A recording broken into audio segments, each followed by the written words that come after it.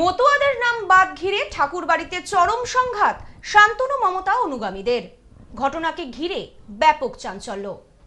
SIR ইস্যুতে উত্তপ্ত ঠাকুরনগর। শান্তনু ঠাকুর এবং মমতা ঠাকুরের গোষ্ঠীর বিবাদ পৌঁছালো হাতাহাতিতে। বুধবার দুই পক্ষের মধ্যে গন্ডগোলে ঠাকুরবাড়ি রণক্ষেত্রের চেহারা নেয়।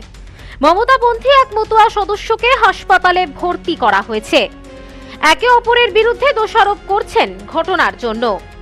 দুদিন আগে শান্তনু ঠাকুরের এক বক্তব্যের প্রতিবাদে সরব হয়েছিলেন মতুয়ারা।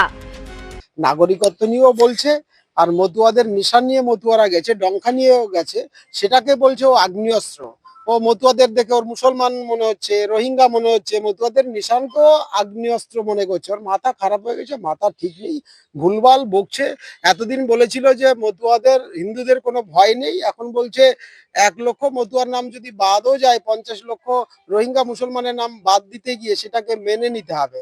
ও সারা পশ্চিমবঙ্গ জুড়ে ইতিমধ্যে তো খসড়া লিস্ট বেরিয়েছে, সেখানে কজন রোহিঙ্গার মুসলমানের নাম আছে ওর সরকার এবং নির্বাচন কমিশন সেই শ্বেতপত্রটা প্রকাশ করুক না কেন।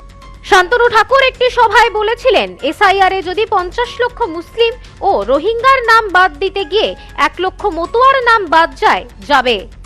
এর প্রতিবাদে মমতা ঠাকুর গোষ্ঠীর মতুয়া সদস্যরা এদিন শান্তনু ঠাকুরের কাছে তার বক্তব্য জানতে গিয়েছিলেন। অভিযোগ, সেই সময় শান্তনু ঠাকুরের লোকজন তাদেরকে মারধর করে। ঘটনায় ব্যাপক উত্তেজনা ছড়ায় ঠাকুর বাড়িতে। যারা এসেছিল তারা যে উদ্দেশ্য নিয়ে এসেছিল সেই উদ্দেশ্য তাদের পূরণ হয়নি, কারণ তাদের একটা চক্রান্ত ছিল যে আজকে পরিকল্পিতভাবে কিছু গুন্ডা এনে, কিছু তৃণমূলের দালাল, তৃণমূলের লোক তারা ভাড়া করে এনে শান্তনু ঠাকুর পরে সিএএ এসআইআর নাম করে একটা আক্রমণ করবে, সেটা আমরা রুখে দিয়েছি। ক্ষোভ উগরে দেন মতুয়ারা।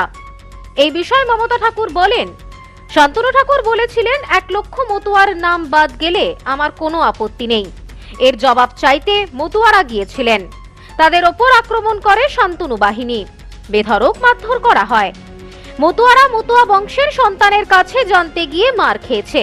এটা মতুয়ারা আগামীতে জবাব দেবে।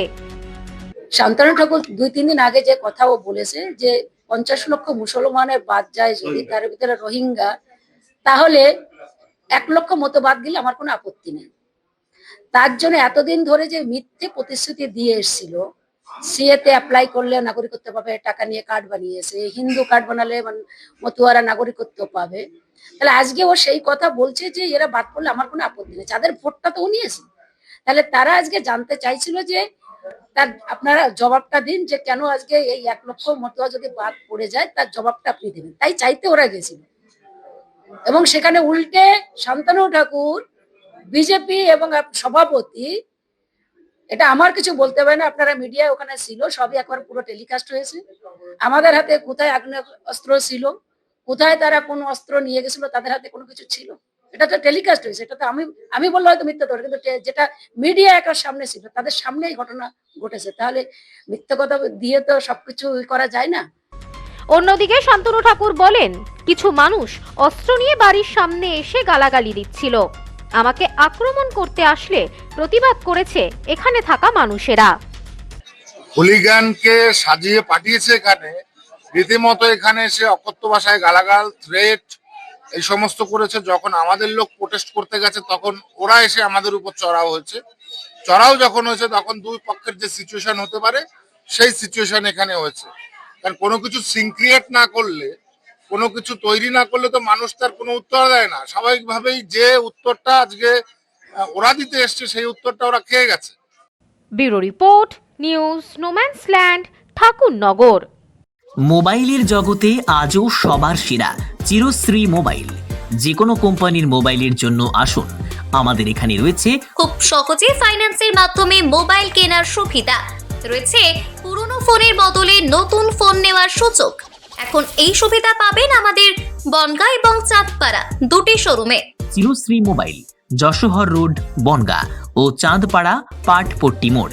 ফোন নাম্বার 8336957050 এবং 9932486511।